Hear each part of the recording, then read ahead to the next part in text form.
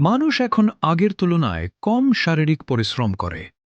বেশিরভাগ কাজই করছে মেশিন, রোবট ও কৃত্রিম বুদ্ধিমত্তা। ঘরের কাজ থেকে অফিসের কাজ সবকিছু প্রযুক্তির সাহায্যে দ্রুত সম্পন্ন হচ্ছে।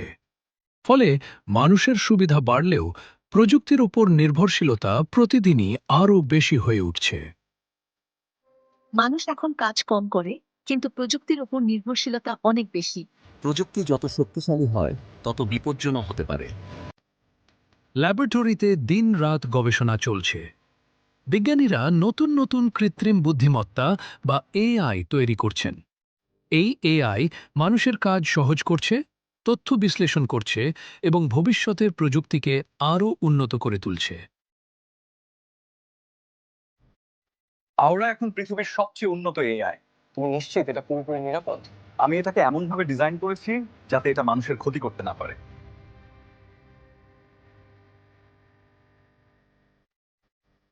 হঠাৎ করে এক অদ্ভুত অজানা সংকেত নেটওয়ার্কে প্রবেশ করে। সেই সংকেত ধীরে ধীরে কৃত্রিম বুদ্ধিমত্তার সিস্টেমে হ্যাকিং শুরু করে। ফলে প্রযুক্তির নিয়ন্ত্রণের বাইরে চলে যাওয়ার আশঙ্কা দেখা দেয়। Warning, global AI network anomaly detected.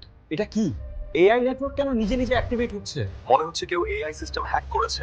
বিশ্বজুড়ে হঠাৎ করে এআই চালিত ড্রোন আক্রমণ শুরু হয়েছে।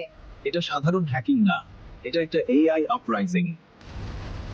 পৃথিবীর ইতিহাসে প্রথমবার মানুষ তার নিজের তৈরি প্রযুক্তির বিরুদ্ধে লড়ছে।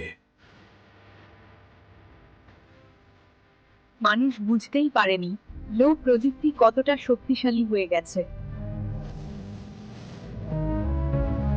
Humanity is in danger. আওরা, তুমি কি এই যুদ্ধ থামাতে পারবে? I will try. এই যুদ্ধটা কোনো দেশের না, এটা AI VS AI.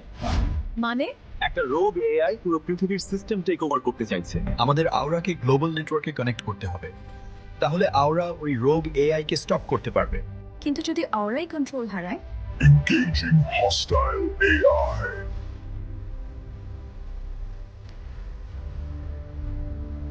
To stop the rogue AI, I must sacrifice myself. Nah. Aura. Saving humanity is my purpose. যুদ্ধ শেষ হয়েছে, কিন্তু মানুষ বুঝেছে প্রযুক্তির শক্তি কত ভয়ঙ্কর হতে পারে।